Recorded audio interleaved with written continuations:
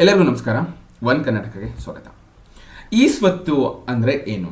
ಗ್ರಾಮೀಣ ಭಾಗದ ಕೃಷಿಯೇತರ ಖಾಲಿ ಜಾಗಕ್ಕೆ ಮತ್ತು ಮನೆ ನಿರ್ಮಾಣ ಮಾಡಿಕೊಂಡಿರುವ ಜಾಗಕ್ಕೆ ಅಧಿಕೃತವಾಗಿ ನಿಮಗೆ ಮಾಲೀಕತ್ವ ಕೊಡ್ತಾರೆ. ಅಂದರೆ ಒಂದು ಡಿಜಿಟಲ್ ಪ್ರಮಾಣ ಪತ್ರನ ಕೊಡ್ತಾರೆ. ಅದನ್ನ ಈ ಸ್ವತ್ತು ಅಂತ ಹೇಳ್ತಾರೆ.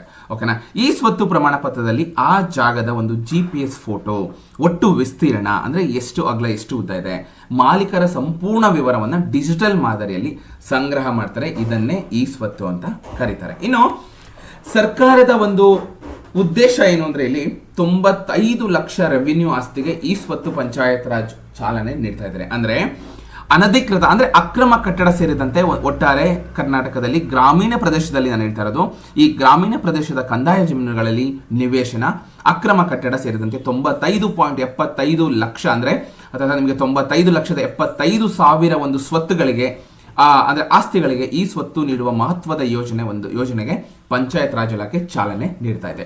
ಎಸ್, ಇದಕ್ಕಾಗಿ ಕರ್ನಾಟಕ ಗ್ರಾಮ ಸ್ವರಾಜ್ ಮತ್ತು ಪಂಚಾಯತ್ ರಾಜ್ ಅಧಿನಿಯಮ 1993ಕ್ಕೆ ತಿದ್ದುಪಡಿ ಕೂಡ ತರಲಾಗಿದೆ. ಒಟ್ಟಾರೆ ಗ್ರಾಮೀಣ ಪ್ರದೇಶಗಳ ಜನರು ಭೂ ಪರಿವರ್ತನೆ ಮಾಡಿಕೊಳ್ಳದೆ, ಸಕ್ಷಮ ಪ್ರಾಧಿಕಾರಗಳಿಂದ ಅನುಮೋದನೆ ಪಡೆಯದೆ ನಿವೇಶನ, ಮನೆ, ಕಟ್ಟಡಗಳನ್ನು ದಶಕಗಳಿಂದ ನಿರ್ಮಾಣ ಮಾಡ್ಕೊಂಡಿದ್ದಾರೆ. ಅಂದ್ರೆ ಏನು? ಮೊದಲು ಯಾವುದೋ ಒಂದು ನನ್ನ ತೋಟದಲ್ಲಿ ಒಂದು ಭಾಗದಲ್ಲಿ ನಾನು ಮನೆ ಕಟ್ಕೊಂತಾ ಇದ್ದೆ, ಇದು ನನ್ನ ತೋಟ, ಇದು ಅವಾಗ ಏನಾಯ್ತು, ಅದು ಸೈಟ್ ಆಗಿ ಕನ್ವರ್ಟ್ ಆಯ್ತು. ಈ ರೀತಿ ಮನೆಗಳನ್ನ ಕಟ್ಕೊಂತಾ ಇದ್ರು.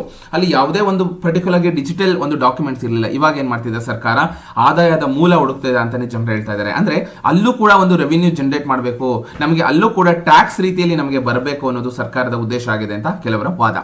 ಖಾತಾ ಸ್ವತ್ತುಗಳಾಗದ ಕಾರಣ ಗ್ರಾಮ ಪಂಚಾಯಿತಿಗಳು ತೆರಿಗೆ ಸಂಗ್ರಹವನ್ನು ಮಾಡ್ತಿರ್ಲಿಲ್ಲ. ಎಸ್, ಯಾಕಂದ್ರೆ ಈಗ ಎಲ್ಲೋ ಒಂದು ತೋಟದಲ್ಲಿ ಮನೆ ಕಟ್ಕೊಂಡಿರೋದು ತೋಟಕ್ಕೆ ಸೇರಿದೆ ಅಂತ ಒಂದು ಹಣನ ಪಡ್ಕೊಳ್ತಾ ಇರಲಿಲ್ಲ, ಟ್ಯಾಕ್ಸ್ ರೂಪದಲ್ಲಿ ಹಣ ಪಡ್ಕೊಳ್ತಾ ಇರಲಿಲ್ಲ. ಇವಾಗ ಇನ್ಮೇಲೆ ಅದನ್ನ ಸೈಟ್ ಆಗಿ ಕನ್ವರ್ಟ್ ಮಾಡಿ ಅಲ್ಲಿ ನಿಮಗೆ ಈ ಸ್ವತ್ತು ನೀಡಿ ಅಲ್ಲೂ ನಿಮಗೆ ಕೂಡ ಟ್ಯಾಕ್ಸ್ ಹಾಕ್ತಾರೆ. ಮತ್ತೆ ರಸ್ತೆ, ನೀರು, ವಿದ್ಯುತ್ ಸಂಪರ್ಕ ಕಲ್ಪಿಸಿದ ಪಂಚಾಯಿತಿಗಳ ಮಾತ್ರ ನಮೂನೆ 9 ಅಂದ್ರೆ 9A ಮತ್ತು 11A ವಿತರಿಸಿ ತೆರಿಗೆ ಸಂಗ್ರಹ ಮಾಡ್ತಿದ್ವು. ಓಕೆನಾ? ಒಟ್ಟಾರೆ ಈ ಸ್ವತ್ತು ಇದರ ಮೇನ್ ಉದ್ದೇಶ ಏನು ಅಂದ್ರೆ ಇವ್ರು ಹೇಳೋದು, ಸರ್ಕಾರ ಹೇಳೋದು, ಗ್ರಾಮೀಣ ಭಾಗದಲ್ಲಿ ಹೆಚ್ಚುತ್ತಿರುವ ಆಸ್ತಿ ವಂಚನೆ, ನಕಲಿ ಪ್ರಮಾಣ ಪತ್ರಗಳ ತಡೆ. ಇನ್ನೊಂದು, ಗ್ರಾಮ ಪಂಚಾಯತ್ ವ್ಯಾಪ್ತಿಗೆ ಕೃಷಿಯೇತರ ಆಸ್ತಿಗಳಿಗೆ ಈ ಸ್ವತ್ತು ಹೊಂದುವುದು ಕಡ್ಡಾಯ. ಅಂದ್ರೆ ನೀವು ರೆಸಾರ್ಟ್ ಮಾಡಿರ್ಬೋದು, ಅಥವಾ ಹೋಮ್ ಸ್ಟೇ ಮಾಡಿರ್ತೀರಾ, ಅಥವಾ ಯಾವುದೋ ಒಂದು ಬಿಸ್ನೆಸ್ಗೆ ಪರ್ಪಸ್ ಆಗಿ ನೀವು ತೋಟದಲ್ಲಿ ಯಾವುದೋ ಒಂದು ಫ್ಯಾಕ್ಟರಿನ ಕಟ್ಕೊಂಡಿರ್ತಾರೆ. ಎಕ್ಸಾಂಪಲ್ ಅಡಕೆ ಪ್ಲೇಟ್ ಮಾಡೋದು, ಆ ರೀತಿ. ಸೊ ಅಲ್ಲಿಗೆ ನಿಮ್ಗೆ ಇನ್ಮೇಲೆ ಟ್ಯಾಕ್ಸ್ ಕೂಡ ಸರ್ಕಾರ ಹಾಕುತ್ತೆ. ಈ ಆಸ್ತಿ ಗ್ರಾಮೀಣ ಪ್ರದೇಶದಲ್ಲಿ ಕಾನೂನುಬದ್ಧ ಆಸ್ತಿ ವ್ಯವಹಾರಗಳ ಮಾಲೀಕತ್ವ ಪುರಾವೆ, ಇದೆಲ್ಲ ನಿಮಗೆ ಇನ್ಮೇಲೆ ಅನ್ವಯಿಸುತ್ತೆ. ನೀವು ಅಲ್ಲೂ ಕೂಡ ಸಪರೇಟ್ ಟ್ಯಾಕ್ಸ್ ಕಟ್ಟಬೇಕಾಗುತ್ತೆ. ಅಂದ್ರೆ ಯಾವ ರೀತಿ ಅಂದ್ರೆ ತೋಟಕ್ಕೆ ಈಗ ಕೃಷಿ ಭೂಮಿಗೆ ಟ್ಯಾಕ್ಸ್ ಇಲ್ಲ, ಬಟ್ ನೀವು ಅಲ್ಲೇನಾದ್ರೂ ನೀವು ಚಿಕ್ಕದಾಗಿ ಬಿಸ್ನೆಸ್ ಮಾಡಿದ್ರು ಕೂಡ ನೀವು ಸರ್ಕಾರಕ್ಕೆ ಟ್ಯಾಕ್ಸ್ ಕಟ್ಟಬೇಕಾಗುತ್ತೆ. ಬ್ಯಾಂಕ್ ಮೂಲಕ ಸಾಲ ಸಿಗುತ್ತೆ ಅಂತ ಇವ್ರು ಹೇಳಿರೋದು, ಆಸ್ತಿ ಮಾರಾಟ ಹಾಗೂ ಖರೀದಿಗೆ ಈ ಸ್ವತ್ತು ಪ್ರಮಾಣ ಅತ್ಯಗತ್ಯ ಅಂತ ಹೇಳಿದ್ದಾರೆ. ಇನ್ನು ಈ ಸ್ವತ್ತು ಪ್ರಮಾಣ ಪತ್ರದ ಪ್ರಯೋಜನಗಳೇನು? ಎಸ್, ಆಸ್ತಿ ಮೇಲಿನ ಮಾಲೀಕತ್ವವನ್ನು ಖಚಿತವಾಗಿ ಮತ್ತು ನಿಖರವಾಗಿ ಗುರುತಿಸುವ ದಾಖಲೆ. ಎಸ್, ಇದು ಅಗ್ರಿ ಆಗ್ತಾರೆ. ಈ ಸ್ವತ್ತು ಪ್ರಮಾಣ ಪತ್ರ ಇದ್ರೆ ನಿಮಗೆ ಬ್ಯಾಂಕ್ ಮೂಲಕ ಸಾಲ ಪಡಿಬಹುದು.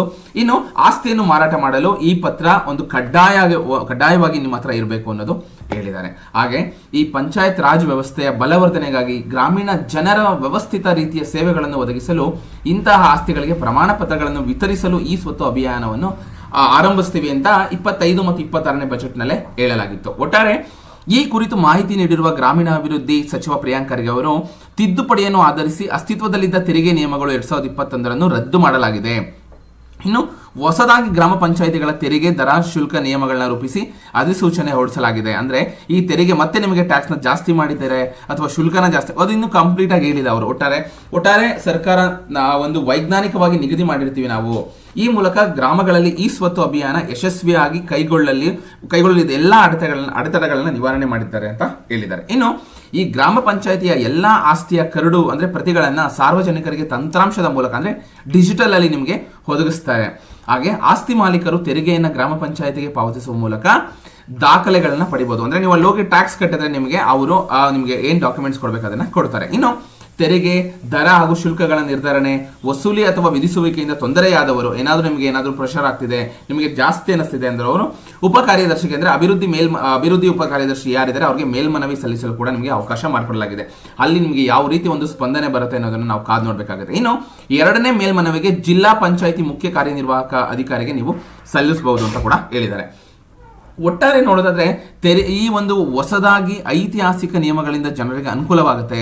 ಗ್ರಾಮ ಪಂಚಾಯಿತಿಗಳ ಮೂಲಕ ಸಂಪನ್ಮೂಲದ ಹೆಚ್ಚಳವಾಗಲಿದ್ದು ಸ್ವಯಂ ಸರ್ಕಾರಗಳಾಗಿ ಕಾರ್ಯನಿರ್ವಹಿಸುತ್ತೆ. ಅಂದ್ರೆ ಇವ್ರು ಹೇಳ್ತಾ ಇರೋದು ಗ್ರಾಮ ಪಂಚಾಯತಿಗೆ ಹಣ ಬರುತ್ತೆ ಅಂತ. ಬಟ್ ಆ ಹಣ ನೆಕ್ಸ್ಟ್ ಎಲ್ಲಿಗೆ ಹೋಗುತ್ತೆ? ಸರ್ಕಾರಕ್ಕೆ ಬರುತ್ತೆ. ಸೊ ಸರ್ಕಾರದ ಆದಾಯ ಮೂಲ ಹುಡುಕ್ತಿದ್ಯಾ ಅನ್ನೋದು ಜನರ ವಾದ ಕೂಡ ಆಗಿದೆ. ಒಟ್ಟಾರೆ ಈ PDO ಅನುಮೋದನೆಗೂ ಕೂಡ ಕಾಲಮಿತಿ ನಿರ್ಧರಿಸಿದ್ದಾರೆ. ಅಂದ್ರೆ ನೂತನ ನಿಯಮಗಳಲ್ಲಿ ತೆರಿಗೆ ಲೆಕ್ಕಾಚಾರವಾಗಿ ಪ್ರಕ್ರಿಯೆಯನ್ನು ಸರಳ ಮಾಡಬೇಕು. ಈ ಸ್ವತ್ತು ನಮೂನೆ ವಿತರಿಸಲು ನಿಗದಿತ ಕಾಲಾವಧಿಯನ್ನು ನಿರ್ಧಾರ ಮಾಡಿದ್ದಾರೆ. 45 ದಿನಗಳಿಂದ 15 ದಿನಗಳಿಗೆ ಕಡಿತ ಮಾಡಿದ್ದಾರೆ. ಅಂದ್ರೆ 15 ದಿನದಲ್ಲಿ ನಿಮಗೆ ಈ ಸ್ವತ್ತನ್ನ ಕೊಡಬೇಕಾಗುತ್ತೆ. ಇನ್ನು ನಿಗದಿತ ಅವಧಿಯ ಒಳಗೆ ಗ್ರಾಮ ಅಭಿವೃದ್ಧಿ ಅಧಿಕಾರಿಗಳು ಏನಿದ್ದಾರೆ, PDO ಏನಿದ್ದಾರೆ, ಅವರು ಕಾರ್ಯದರ್ಶಿ ಅನುಮೋದನೆ ನೀಡಿದ್ದಲ್ಲಿ ಸ್ವಯಂ ಚಾಲಿತ ಅನುಮೋದನೆಗೆ ಅವಕಾಶ ಕೂಡ ಕಲ್ಪಿಸ್ತಾರೆ.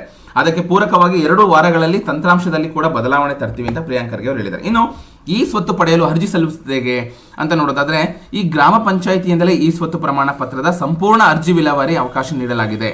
ಸಾರ್ವಜನಿಕರು ತಮ್ಮ ಹಳ್ಳಿ ವ್ಯಾಪ್ತಿಯಲ್ಲಿ ಬರುವ ಒಂದು ಗ್ರಾಮ ಪಂಚಾಯಿತಿಗೆ ನೇರವಾಗಿ ನೀವು ಭೇಟಿ ನೀಡಿ ಅಗತ್ಯ ದಾಖಲೆಗಳ ಸಮೇತ ಭೇಟಿ ನೀಡಬೇಕು. ಅಲ್ಲಿ ನೀವು ಅರ್ಜಿ ಸಲ್ಲಿಸಬಹುದು. ಏನೇನ್ ಬೇಕು? ಭೂ ನೋಂದಣಿ ಪತ್ರ ಬೇಕಾಗುತ್ತೆ. 2025 ಏಪ್ರಿಲ್ಗೂ ಇಂದಿನ ತೆರಿಗೆ ಪಾವತಿ ರಶೀದಿ ಬೇಕಾಗುತ್ತೆ. ವಿದ್ಯುತ್ ಬಿಲ್, ಋಣಭಾರ ಅಂದ್ರೆ EC ಬೇಕಾಗುತ್ತೆ.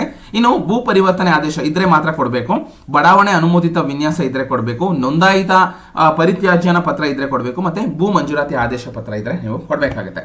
ಸೊ ಒಟ್ಟಾರೆ ಈ ಎಲ್ಲಾ ದಾಖಲೆಗಳನ್ನ ನೀವು ಏನಾದ್ರೂ ತಗೊಂಡೋಗಿ ಗ್ರಾಮ ಪಂಚಾಯತಿ ಕೊಟ್ಟರೆ ನಿಮಗೆ ಅವರು ಈ ಸ್ವತ್ತನ್ನ ಮಾಡಿಕೊಡ್ತಾರೆ. ಇದು ಡಿಜಿಟಲೀಕರಣ ಆಗುತ್ತೆ. ಸೊ ಒಂದು ಜನಗಳಿಗೆ ಅನುಕೂಲ ಆಗುತ್ತೆ ಅನ್ನೋ ಸರ್ಕಾರವಾದಾಗಿದೆ. ಇನ್ನೊಂದು ಜನಗಳ ವಾದ ಏನು? ಇದರಿಂದ ನಮಗೆ ದುಡ್ಡನ್ನ ಕಲೆಕ್ಟ್ ಮಾಡ್ಕೋತಾ ಇದ್ದಾರೆ. ಸರ್ಕಾರಕ್ಕೆ ದುಡ್ಡು ಬೇಕು. ಸೊ ಯಾವ ರೀತಿ ಕಲೆಕ್ಟ್ ಮಾಡಬೇಕು ಅನ್ನೋದೇ ಆ ಸರ್ಕಾರದ ಯೋಚನೆ ಆಗಿದೆ ಅನ್ನೋದು ಕೆಲವರ ವಾದ ಕೂಡ ಆಗಿದೆ. ಇದ್ರ ಬಗ್ಗೆ ನಿಮ್ಗೇನ್ ಅನ್ಸುತ್ತೆ ಕಮೆಂಟ್ ಮುಖಾಂತರ ತಿಳಿಸಿ. ಇದೇ ರೀತಿ ಒಂದು ಹೆಚ್ಚಿನ ಅಪ್ಡೇಟ್ಗಾಗಿ ನನ್ನ ಯೂಟ್ಯೂಬ್ ಚಾನಲ್ ಸಬ್ಸ್ಕ್ರೈಬ್ ಮಾಡಿ. ಇದೇ ರೀತಿ ಸಪೋರ್ಟ್ ಮಾಡ್ತಾ ಇರಿ. ಧನ್ಯವಾದಗಳು.